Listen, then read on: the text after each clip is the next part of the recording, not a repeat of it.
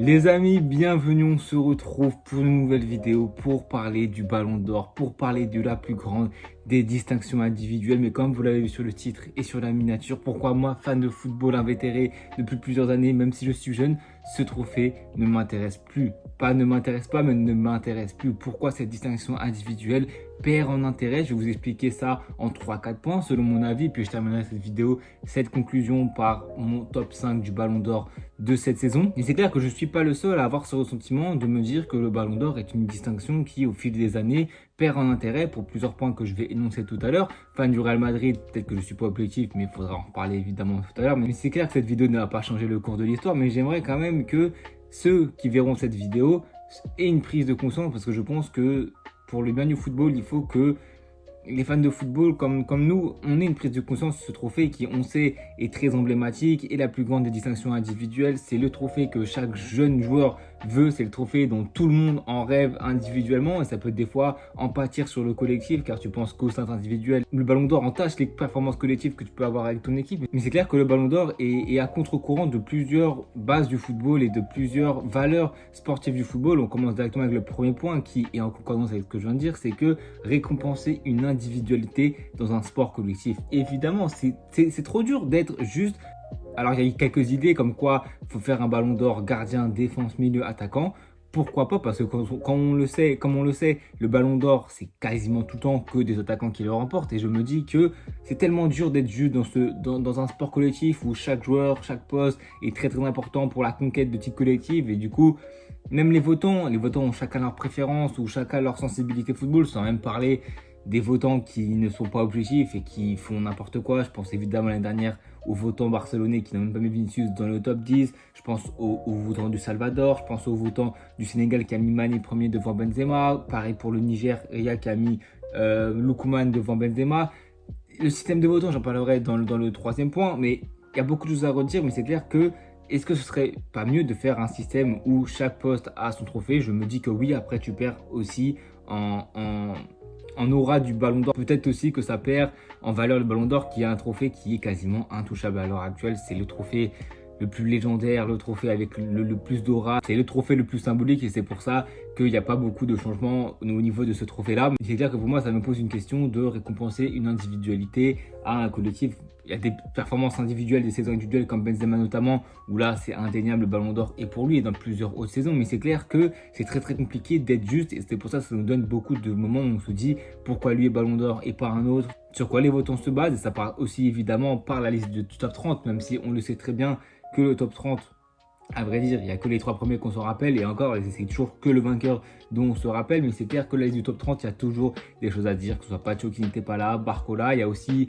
un système, comme je l'ai dit, d'aura, parce que le problème, c'est que des joueurs comme ça qui font une très bonne saison, la vérité, c'est que les votants et ceux qui font le top 30 se basent sur qu'est-ce que le joueur a déjà fait. C'est pour ça qu'on a vu des Messi en remporter autant, malgré des saisons moyennes, mais une très grosse performance en Coupe du Monde par exemple, et tu valorises un mois de compétition au détriment de 9 mois d'une saison complète où Haaland est meilleur buteur de PL, une saison record avec tous les trophées, PL, LDC, tout. Il y a vraiment tout pris. Et c'est pour ça que la liste des 30 est pour moi, tu peux en dire énormément de choses parce qu'il y a des joueurs qui ne méritent pas d'y être, qui y sont, parce qu'ils ont fait d'énormes choses dans les saisons précédentes et tu te dis que ça peut compenser le fait que cette saison soit moins bonne. Et c'est pour ça qu'il y a trop de problèmes de construction du Ballon d'Or à l'heure actuelle, trop de problèmes au niveau des votants, des problèmes au niveau du système de qui vote, de comment ça se passe. Et c'est pour ça qu'on a plein d'inégalités, notamment dans le top 30 avec des joueurs ou avec une surreprésentation des offensives. J'ai noté 17 attaquants, un gardien, 9 milieux et 3 défenseurs. Honnêtement, il y a beaucoup trop d'attaquants. Alors c'est très compliqué évidemment de virer des joueurs, mais ça manque un petit peu d'équilibre, sachant que l'année dernière, on nous a fait tout un pataquès en nous disant que Vinicius n'était pas Ballon d'Or parce qu'il fallait valoriser un profil un petit peu plus de l'ombre, dont Rodri. Moi, je ne suis pas du tout d'accord et je l'ai encore évidemment à travers de la gorge. Ce Ballon d'Or voulait de Vinicius, car si tu voulais pas récompenser un joueur football, même si pour moi, cet argument tombe complètement à l'eau, parce que qu'est-ce qu'il y a de plus football qu'un ailier percutant qui dribble, qui te fait lever de son siège et qui te fait acheter les billets pour le voir au match? Ça n'a aucun sens. Mais même si tu pars d'une optique où tu veux valoriser un joueur de l'ombre, tu es avec Carvajal, qui a fait une énorme saison, qui a marqué qui a le meilleur palmarès que Rodri, qui a marqué en finale de Ligue des Champions, qui était hyper bon à l'Euro. Tu as Bellingham aussi, qui a fait une première partie de saison incroyable en Liga, pareil, même en LDC. Bref, un équilibre fou dans cette attaque du Real Madrid. Tu aurais pu le valoriser. Pour moi, le top 3 aurait dû être Vini, Bellingham, Carvajal, ou tu l'inverses comme tu veux.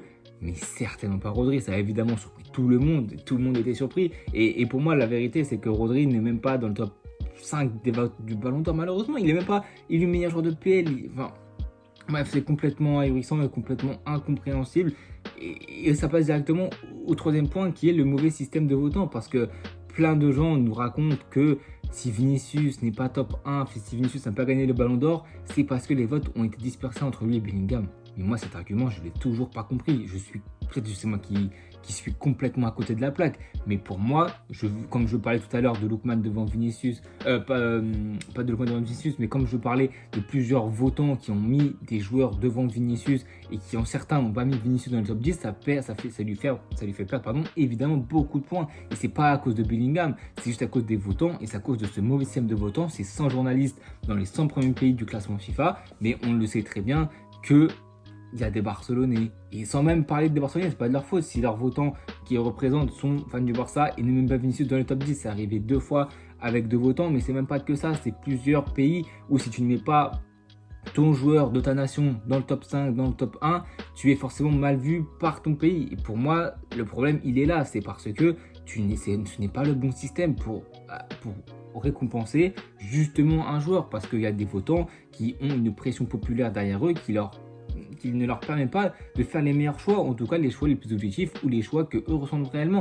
Tu as un règlement, perf individuel, perf collectif et fair play.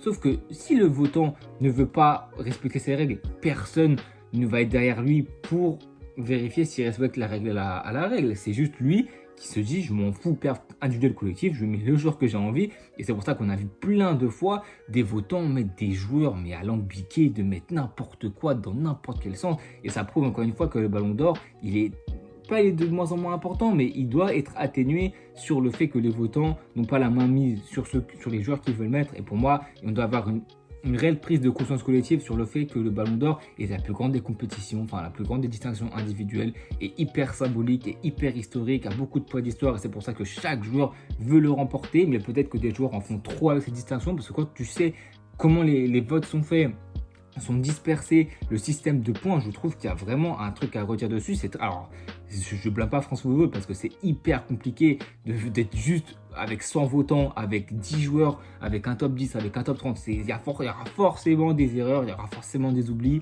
il y aura forcément des choix à faire. Mais là, la vérité, c'est que le problème, c'est France Football, c'est les joueurs qui se font une idéalisation du Ballon d'Or et qui se disent que c'est le trophée que je dois remporter parce que c'est le plus important individuellement. Mais est-ce que c'est le plus juste individuellement? Honnêtement, je me pose beaucoup de questions car je pense que c'est impossible à l'heure actuelle, même dans le futur, d'avoir un trophée individuel juste.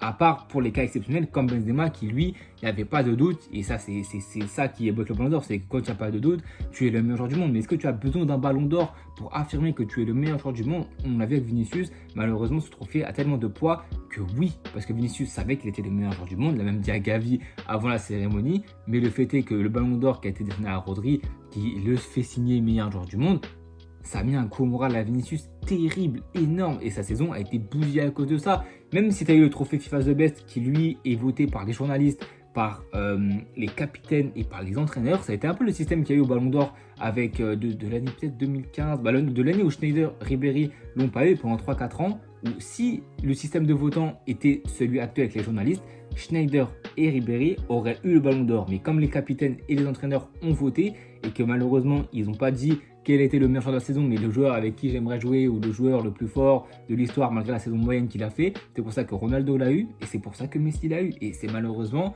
tout le paradoxe, c'est que tu peux inverser le problème comme tu veux, tu peux faire un système de votants, capitaine, entraîneur, tu peux te dire que c'est le meilleur choix, sauf que non, parce que même eux ne vont pas voter, justement, ne vont pas voter pour le meilleur joueur de l'année, ils vont voter pour le joueur à qui ils ont envie de jouer. C'est pour ça que les distinctions individuelles dans un sport aussi collectif à 11 contre 11 avec des remplaçants, avec beaucoup de dépendants collectifs, c'est pas un joueur qui fait la différence, c'est vraiment un collectif et c'est pour ça que c'est très très dur de définir une individualité, la meilleure, et on le voit encore évidemment avec le Ballon d'Or, parce qu'on le sait que les règles ne font que changer. L'année dernière, on nous a dit que le vainqueur n'était pas prévenu. France Football a fait tout un pataquès là-dessus, parce qu'on sait que les années précédentes, ça l'appelait, etc. On a vu Benzema aussi, mais ça nous a dit maintes et maintes fois, ils ne sont pas prévenus, ils ne sont pas prévenus, c'est la grande surprise.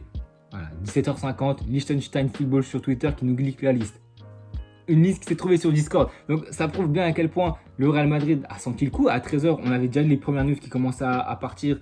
Vinicius n'aura pas le Ballon d'Or, ce qui fait que du coup, le Real Madrid a annulé la venue de la délégation au Théâtre du Châtelet, que City a ramené un avion avec tous les fans de City, enfin toute la famille, les proches de Rodri, 200 personnes. Tu ne me feras pas croire que City n'était pas au courant, que Rosa n'était pas au courant. Ce sont que des langues de bois. Les règles, malheureusement, sont tellement floues, sont tellement... En fait, le Ballon d'Or, pour moi, a tellement... Peut-être que je suis pas petit, vous me direz, évidemment, parce que, étant fan madrilène, la cassure, c'est forcément avec le vol que Vinia a subi, mais aussi quand Haaland... Pour moi, on peut appeler ça un vol, moins que Vinicius, je trouve, parce que Messi a quand même l'argument Coupe du Monde qui pèse énormément dans la balance, mais c'est aussi le fait de se dire que quel poids à quel trophée, et ça c'est impossible à juger, parce que le Ballon d'Or n'est pas un trophée, n'est pas une distinction individuelle juste, c'est pas la définition du meilleur du monde, malheureusement, et pourtant c'est le trophée qui est le plus indiscutable selon les joueurs, selon les entraîneurs, selon la pression populaire, que oui, le Ballon d'Or est le meilleur du monde, mais pour moi, pour ma vision des choses, ce n'est pas le cas, car c'est trop dur de récompenser une individualité dans un collectif, sauf cas exceptionnel, Benzema notamment, et les grandes années Ronaldo, Messi, mais aussi parce que tu ne peux pas avoir un système de votants aussi perméable, aussi permissif pour être juste dans les choix que tu vas faire. Quand tu sais que chaque journaliste peut et va faire une dinguerie, et on en a à chaque fois, les gens disent que c'est le charme de la compétition, mais moi je dis pas que c'est le charme, je dis que c'est une erreur d'avoir autant de poids sur le Ballon d'Or, et malheureusement ça ne changera pas, et c'est pour ça que j'aimerais que cette vidéo serve aux personnes qui la voient, même si je sais que ça fera pas du bruit du tout,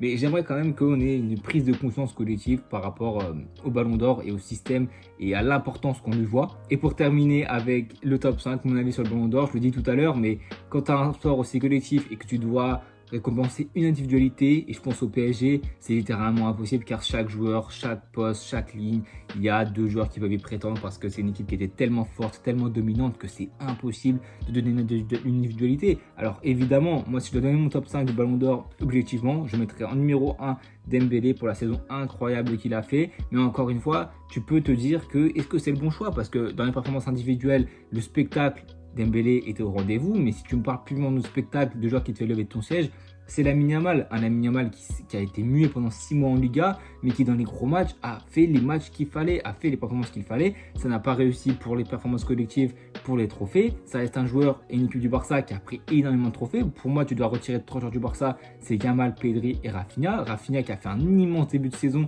où il marque à tous les matchs, où il a été décisif contre les grosses équipes, soit contre le Benfica quand il donne la victoire, le but contre l'Inter, qui normalement doit tuer l'Inter et doit te donner la victoire, c'est lui qui le met. Pour moi, Rafinha est tellement éclipsé des débats que honnêtement, je pourrais le mettre 3e, voire 4e. Je pense qu'en premier, je mets Dembélé et qu'en 2e, je le mettrai pourquoi pas Hakimi qui est à ce poste-là. Et on sait que le France Football va dans une ligne directrice de récompenser des joueurs de l'ombre. Donc je pense que Hakimi est le joueur parfait pour récompenser ce joueur de l'ombre qui a fait une saison tout simplement extraordinaire et qui en latéral droit était hyper précieux dans ce système de Luis Enrique, qui est rentré intérieur et qui a apporté tellement d'énergie, qui a joué tous les matchs et qui a toujours répondu présent dans les gros matchs, buteur en demi, buteur en finale. Cette saison est tout simplement extraordinaire, et ça la soit même parmi le top des meilleurs latérales droits de l'histoire. C'est dire à quel point sa saison est extraordinaire. Donc je mettrais peut-être top 2.